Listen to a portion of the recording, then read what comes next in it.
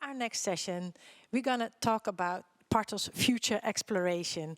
The theme of this entire event is actually shaping and navigating the future, and that's what we're going to do in this session specifically. So, I mean, I think as Krishna already beautifully described, we live in complex and uncertain times, and we continuously have to deal with all types of shocks and stresses. And yeah, we have to get better to be able to be prepared for it, right? So how do you concretely prepare for that? How do you take that into your operations, into your daily work? And what I often say is we have to get better in believing the impossible. So Krishna already gave beautiful examples of that, but what does it mean in daily practice? How do we prepare for that? So, I mean, I think we're all quite good at signaling trends and knowing a little bit what is happening for the coming few years, but if we take that leap, what does it look like? What does it look like? And how can we then make use of that? Can we imagine new possibilities, but also can we imagine things going wrong entirely? I think, I mean, Facebook, shutting down, Instagram, WhatsApp. I mean, this was one of those, okay, we have to be better prepared for that. So these are these type of elements that we're going to explore in this session. And Partos has started a trajectory which is called Future Exploration. And they started this together with Butterfly Works, with the Resilience Lab of the TU Delft, and with me. And in a moment I will introduce Merel, who's going to explain all about this whole process. But for those who just tune in, we also use Mentimeter in this session. So please go to your phones and fill in the code, or maybe use the QR code that is there. So the code is 67520714. We will also share it in the chat, so you can have a look there as well. But in a second, we will start using Mentimeter. So it's nice if you have it ready. But maybe, Merel, tell us all about this whole perfect, wonderful journey that we are on to together. Hi, thank you. Hello. So there's the clicker. So maybe you can tell us a bit more about what we've been doing so far. Yeah, and it's been really great following up after Krishna, because I was hoping to convince everybody that it's important, but she already did it. Yeah. So it's open to follow up. I'm going to talk about these dynamic adaptive pathways to navigate a complex and uncertain future. And it's quite a sentence to start with, but I'm going to try to make this much more understandable and come to life with some real examples. I now see that maybe it's not visible, but we have here a picture of a pathway towards the future.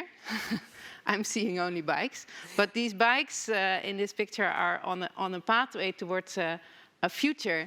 And the idea of these dynamic adaptive pathways are that they help us to prepare and to know the road that leads to that future, and to also imagine what that future would look like. And that's what we've been just listening to from Krishna. And on this, what we normally do when we go on this road, we take our bikes, we know how to get fit, how to buy a good bike, how to maintain it well, so we are good at being prepared. We can also imagine the challenges that come our way. So we can imagine there might be a hill, there might be rain, we might get lost, but and we're quite good at preparing for these challenges. So we know how do we get fit to go towards our future, we know how to prepare for these challenges. But what if something else happens? We're often not that good at imagining what we have not yet seen, which is what Krishna has just been talking about the whole time. Let me give you some examples.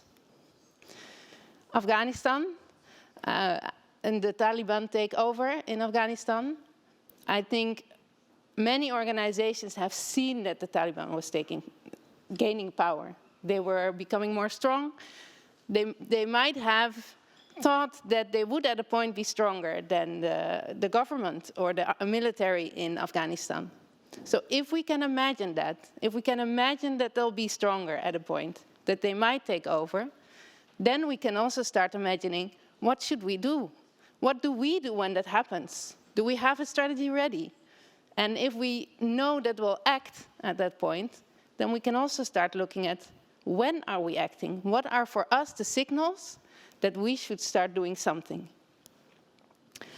And it's also not only far away, it's also here in the Netherlands. This is a picture from the protests at the Harskamp, where the Afghan refugees were temporarily housed. Quite violent protests were happening. And these are not protests that we haven't seen before. These are signals that we've been seeing. So we know that these things are happening in our society. And we have to start thinking, at which signal are we going to start reacting? And what could be next? We can have more and more protests, or maybe something even bigger happens at a point. Well, it's starting to get a bit grim. But I also want to show that there's opportunities in these bad things. I think COVID-19 has been such a life-changing, overwhelming event. It's really hard to look for opportunities in that. But there are opportunities. We've just heard a lot of examples about digitalization. Also, COVID-19 brought these opportunities to us. And it also brought a momentum for climate change. More and more people are saying they want to travel less. They want to have the clean air that they saw at that point. So let's also look at these trends and these signals and then start imagining what are the opportunities and how can we imagine a different world, that we start working completely different or living completely different. And these future pathways, they can help us to look at longer processes to prepare for stresses, but they can also help us to prepare for shocks, such as this example in Haiti. I don't know, maybe at a point we are able to prevent earthquakes and hurricanes. I don't know if that's the case. I'm also not sure if we can completely prevent all the damage they do, but we can at least start seeing the signals that these are happening more and more. They happen more frequent, they happen more intense. So what are our actions going to be? Are we going to start doing something different to respond, to become more resilient? And also this is happening here. This is in Limburg, where the floods also overwhelmed us. They took us by surprise. Even though we know that water levels are rising, things seem to happen more quickly. So at what point are we changing our strategy? And can we imagine what else happens rather than just the water levels rising?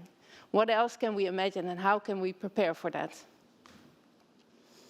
I also want to give a good example, not to talk only about everything we do wrong. This is in Bangladesh. And in Bangladesh, several organizations and the government have identified early warning signals that indicate that flooding is going to happen due to the monsoon rains. And then they act preventively. So they start distributing cash to the people living in these areas. They give them storage drums to keep their things dry. They give food for their livestock. So they started to change these early warning signals into the moment they start acting. They don't wait for it to happen, they act before it. And that's what these future pathways are all about. But now, I think we all know so much is happening around us. There's shocks and stresses happening all the time, all over the world. Everybody's responding to them. All of us are working on different topics of them. We're already choosing what we can work on. So it's very hard to stand still and imagine that it could maybe be even bigger, worse or better, but something bigger could happen while we are so busy dealing with with the existing shocks and stresses around us. But that is the case. That could happen. It could happen. And then what will we do? And as Marieke said, well, we have to become better at imagining the impossible, at not looking at what do we already see happening and planning ahead, but imagine something that's completely different or bigger. How will we then respond? Because if we don't, we'll be a bunch of frogs not leapfrogging frogs, but in this case, frogs who are sitting in a pot of water that is slowly starting to boil, and we won't notice it, because we haven't identified what are the signals that put us into action. We're slowly boiling, and then it might be too late. Okay, now I promise I'm going to go to the more lighter, fun side of my story, because this is where this methodology comes in. The dynamic adaptive pathways help us to identify early warning signals, and I'm using metaphors as well. In this case, we're in the Netherlands, so it's the Dutch bikes. These early warning signals tell us that something might be up, something might stop us on our road towards that bright future. They could be the battery of your electric bicycle, so you know at a point I need to recharge. And then there's these tipping points, at which point the things you haven't expected. There's a sudden roadblock you didn't know, your tire bursts. And by thinking of these tipping points ahead, we can prepare for them. And now let me bring us back to our bicycle country, the Netherlands. For the last 6 months, we have been working together with Partos to explore how can they be better prepared for that future. How can they not become this boiling frog? But as Partos is a membership organization, they are not the ones riding the bike towards the future. Those are their member organizations. Those are all the Dutch NGOs who are members of Partos. They are riding bicycles. They are preparing for everything that might be blocking their way. And what Partos can do is provide guidance to them. They can set up signposts to give them direction. They can provide spaces where they can meet up and exchange. And so that's what we've been looking at when we started to develop these future pathways, is what are the activities that Partos can do in case of any of these tipping points that happen in the future to support their member organizations. And they have different strategies, as I mentioned. You saw some on that roadmap. But what they can do is they can signal trends. They can look at what is around them and signal these trends and share that back with their member organizations. They can facilitate spaces where their organizations can connect with each other, exchange experiences or exchange skills. They can also facilitate a space where organizations can learn and innovate, try out new forms of projects or how they organize themselves. They also provide crisis response because, well, we're trying to identify all the possible signals, but there will be some that we miss. They support with lobby and advocacy, so also towards the government, towards the general public, and they provide public engagement. So they provide a stage for the public to see what their member organizations are doing and what impact they are creating. And in the process of the last 6 months, what we have done is through several co-creation sessions with representatives of Partos members, we have looked at what are the topics that they feel are going to have an impact on their work. And then with these topics, we also looked at, okay, then what are the topics where Partos can support them with these strategies that they have? Because you have to choose, and there's a lot of different signals we see around us, a lot of the different possible futures that we see. And these are the five that were selected for now as a starting point that are important, that are seen as important because they might have a big impact. And these are talking about the redistribution of power, which I think is a topic that is being discussed quite a lot today. There are several sessions that link to this. And that is, and I'll also go into that a little bit more. That is also about the support base for development. So the changes that we see in how people look at what is development cooperation and how important is it. That's also around policy coherence for sustainable development, to make sure that the policies that are created by the governments are not contradicting each other, that there's not one policy that is moving in one direction and another that is sort of counterproductive, and that the SDGs are a good measuring point to see what is the impact that we want to make. The fourth is around the digitalization that we see happening around it and the impact that it has on civic space. And lastly, funding for development. How are we funding development corporations? What are the rules? Are there new ways of funding?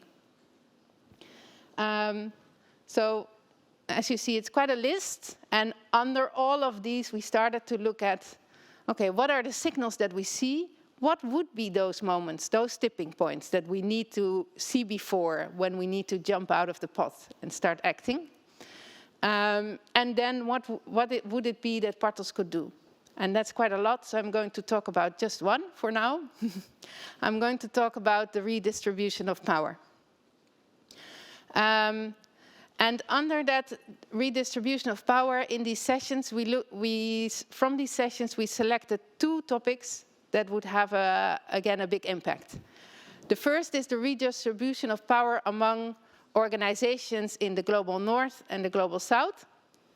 And the second one is the redistribution of civic space, of power in civic space. Who decides, who has a voice in civic space? Who decides how open it is? And who has a say in it? And then from these, so you'll see it's like a big branched tree. I'm going to pick out one again. So under that plausible future, that future where we see a redistribution of power between the north and the south, there's 4 early warning signals. So these are things we already see happening around us. I don't think they're going to come as a surprise to you. And again, I think today a lot of the conversations are around these 4 signals. The first one is that there's a lot of discussion about uneven power relations. These are being brought up. A lot of people are not happy with it, and things are changing. The second one is that there's a lot of organizations, especially in the Global South, who feel that they have a lack of agency in how decisions are made. Then the third is that we see a lot of NGOs and INGOs already redefining their role. What is their added value in the work that they do? And fourthly, you already see lots of new types of collaborations, new partners coming in, new stakeholders who are making an impact. So once we identify these early warning signals, what we said before is if you know it, you want to act upon it, then let's imagine that future, that tipping point, what could happen in the future that would make us start acting. And the first one, that tipping point that is not here yet, well, maybe some think it is, but we say, well, it's not completely here yet, but we can prepare for it. And one of those tipping points, especially around redefining the role of NGOs, is that at a point we can foresee that the role of international INGOs changes into a niche role, and they might no longer be at the center of implementation at the southern level, in the countries where they're implementing their programs. Which means that they might not be present there at all.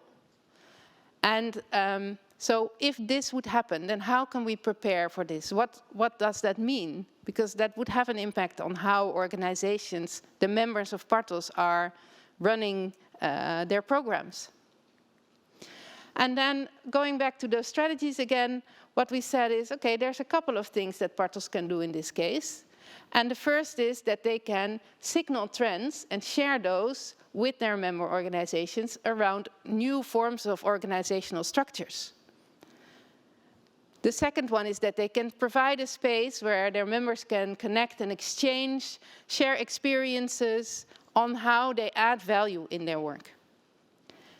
And the third is that they can look for new and innovative partnerships and make sure that their members can learn from those new forms of partnerships. So this is a way that we can start preparing for a tipping point that is not yet here, but we are already preparing these activities.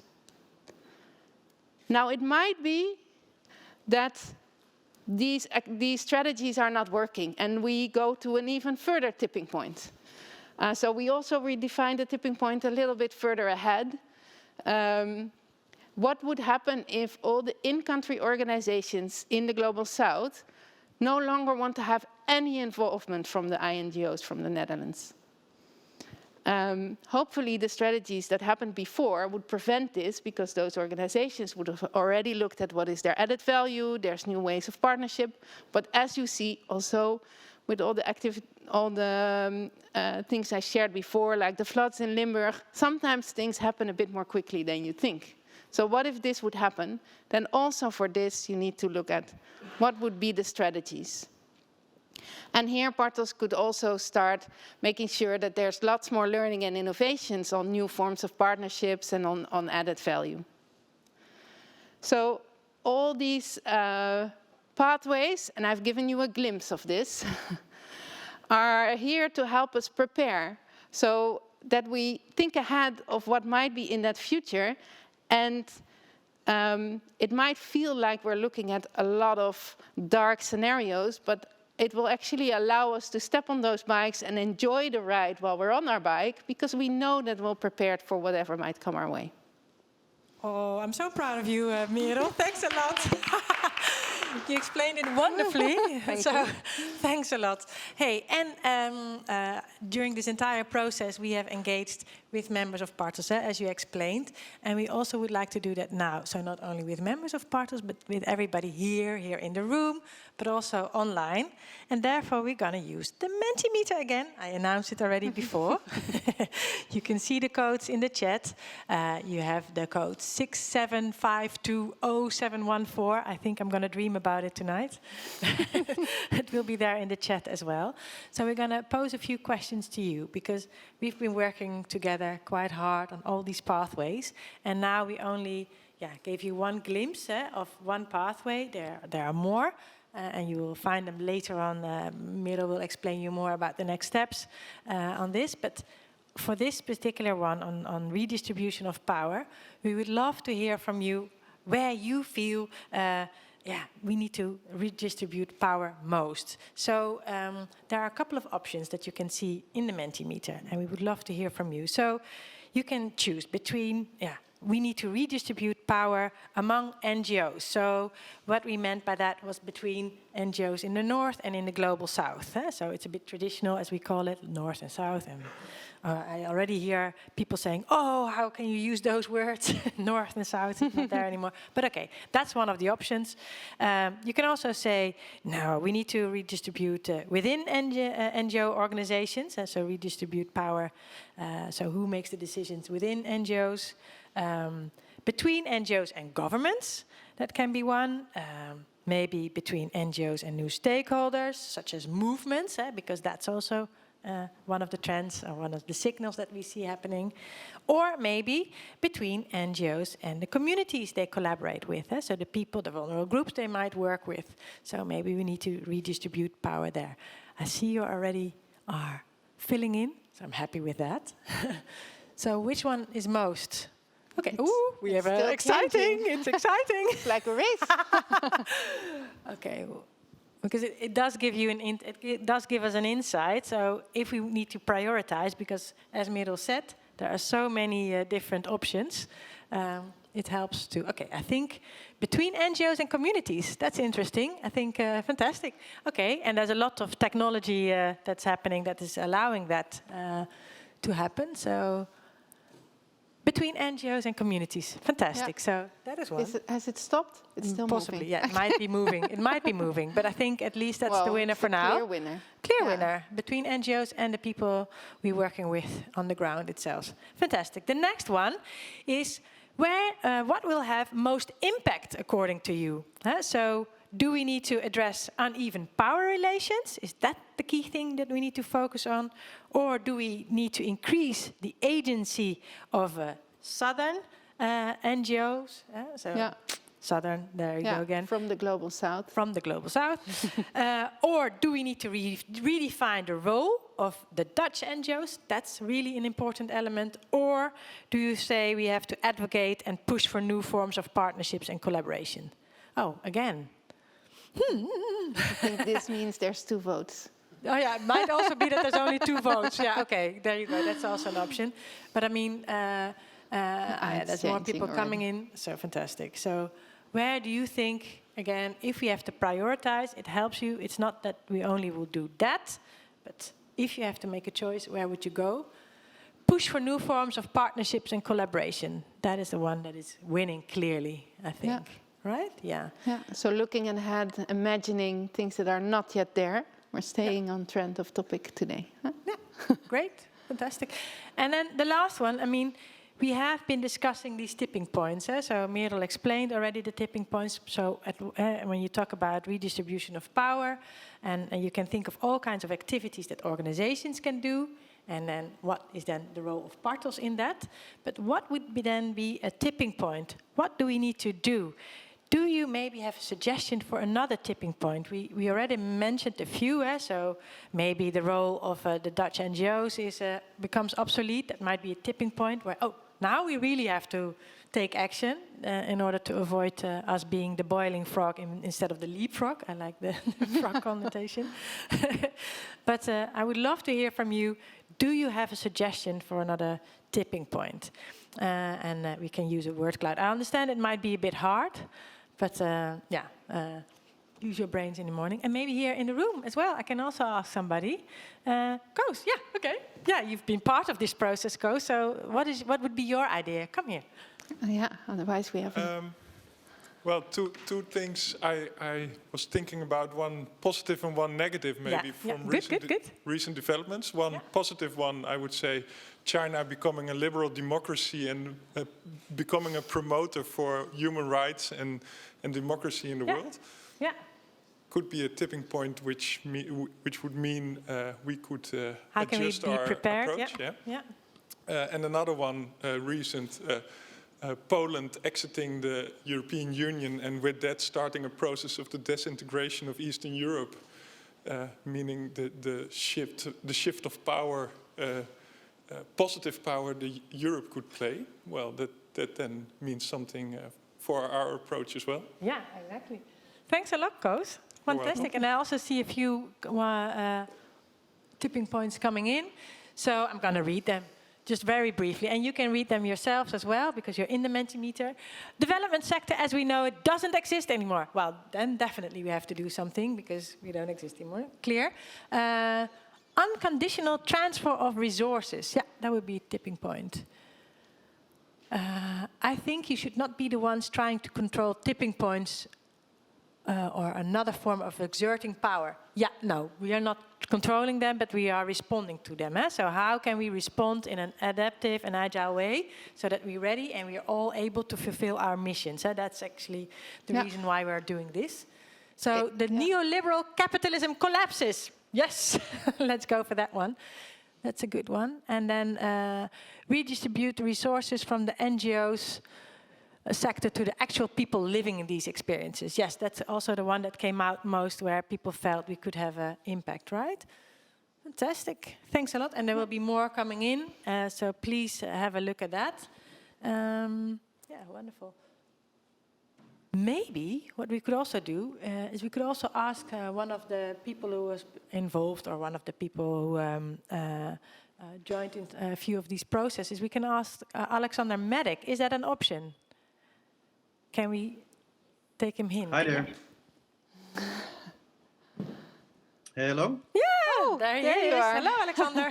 So Alexander, he's part of the AIDS Foundation, and he's one of the founders of Disrupt Development. Sorry. And important breaking news. He will be the Learning and Innovation Manager of Partos. So fantastic. Alexander, great to have you here. And I'm happy that you're a part of this festival as well. Happy to be here. Why I wanted you to be there as well is I mean, you're looking at this festival, but you also joined in a few of these sessions. And I mean, we've been talking, Krishna already has talked about the importance in getting better, in believing the impossible, but I would also love to hear from you.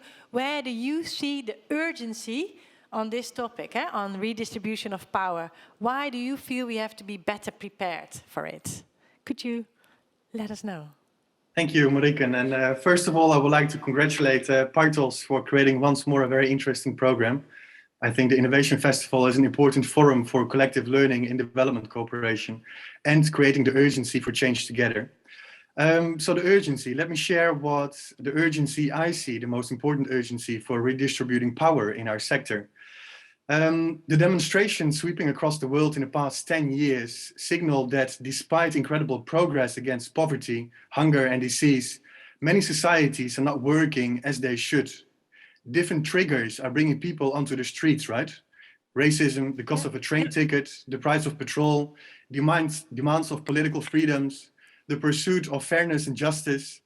The connecting thread, argues a report from the UNDP, is inequality. So a new generation of inequalities is opening up, according to the latest statistics, around, for example, education, technology, climate change, and of course, health, which are all being accelerated due to COVID. So if not tackled effectively, it could trigger a new great divergence in a society of kind not seen since the Industrial Revolution, according to the same UNDP Human Development Report. A significant and immense future risk and uncertainty, I would say. So basically, we have definitely achieved a lot as the development and humanitarian sector over the past 75 years. But the challenges ahead of us with the growing inequalities cannot be tackled by a system that is built on, for example, the colonial roots, perpetrating inequality and unequal power distribution.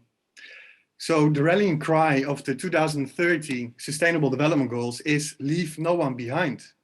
And we can only win the fight against inequalities and accelerate our impact on the SDGs with a system that is built on equality, inclusion, diversity, trust, and finally, an equal power distribution.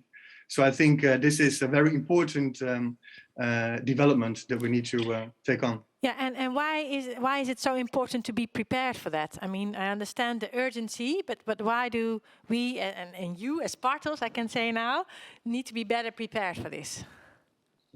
Well, I think we need to look a little bit also to the statistics as well, and to some of the recent developments, right? So, for example, the Black Lives Matter movement has put a spotlight on a deeply ingrained historic and systemic inequalities within the development and humanitarian system. And it has also created an opportunity to speak more openly about, for example, inequality, power, and institutional racism in our sector. So like an erupting volcano over the past years, we saw an explosion of articles, blogs, podcasts that I also host, reports, webinars, sharing insights and talking about all these important topics, a great development. And I also find this a very healthy and positive sign of the sector where the appetite basically for collective learning on this crucial theme is so high. However, to answer your question, despite the many positive developments, data shows that the redistribution of power is also lagging behind. To give a few examples, only 2.1% of international aid goes to local NGOs. A recent report 2 months ago of the Development Association in the UK, the Bond on Racism, Power and Truth, found disturbing evidence of racism in 8 organizations.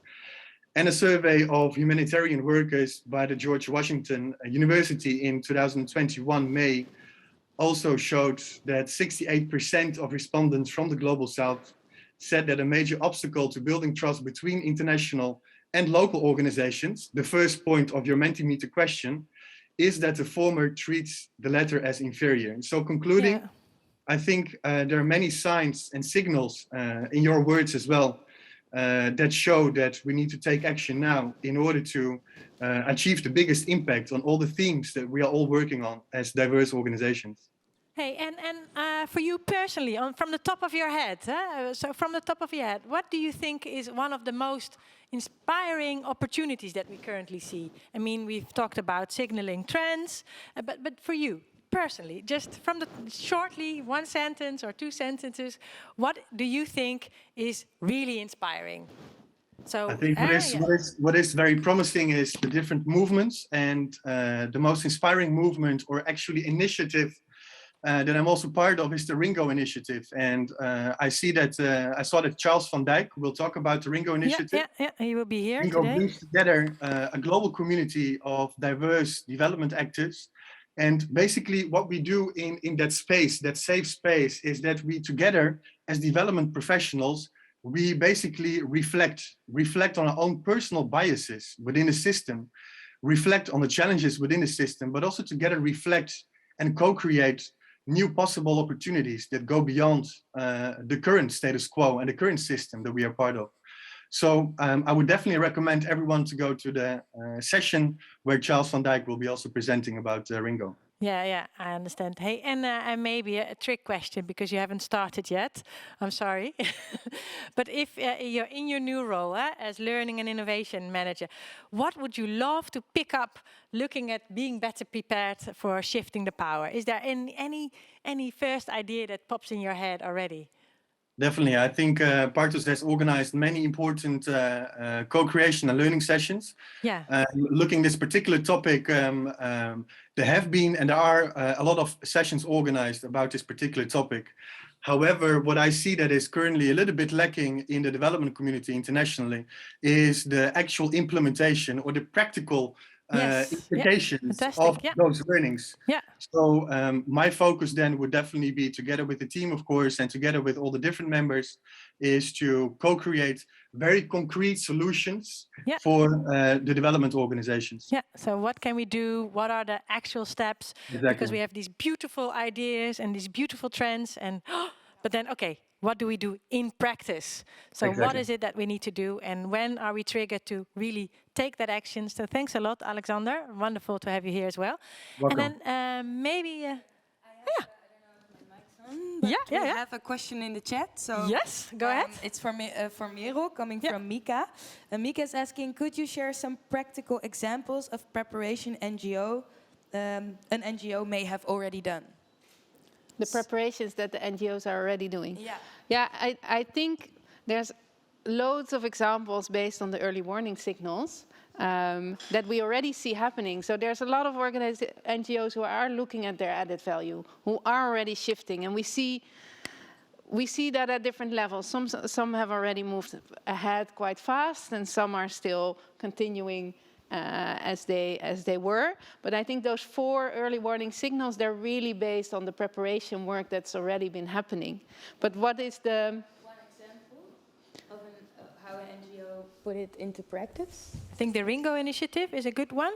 So this is already a network that has been set up, where especially organizations from the local south and also movements are working and looking at, okay, how do we do this redistribution of power? How do we shift the power? I think that is a good one, right? Yeah. Or another one? Example from AIDS-Fonds? If that's possible, a very practical example. I mean, we... at AIDS-Fonds, we just came out of an organizational strategy process, and we focused on this particular topic. And very concretely, we decided that in 4 years' time, all our funding decisions will be made together with communities. A very other concrete example is that our outgoing board members will be replaced by local community members. And we have quite a few more, but we practically looked at what can we do now and how can we implement it within our organization. Fantastic. Yeah. Nice. Yeah, Mika, I hope that answers your question. Yeah, thanks a lot. Fantastic. And maybe, Merel, is it an idea to also explain what will be the next step in this process? Yeah, in this journey together. Yeah, because I talked about just one pathway and even a little sort of corner of that pathway. And as I said, we developed 5, and I think, as you can imagine, there's a lot of overlap between these different pathways. So what we're going to do is we're going to place that all in this sort of metro map or bicycle map. Showing what are all the different tipping points and what could happen at each point. And then that should provide Partos with a practical, so something that they can actually execute, guideline on how to start acting and how to start preparing for these pathways. That will be shared in the coming weeks. It will be finalized and shared in the coming weeks. And then that is a document that is, it's not a static document, because things keep happening. So it's really a starting point to start looking at these tipping points. Fantastic. Thanks a lot, Merel. So it's now time for our break.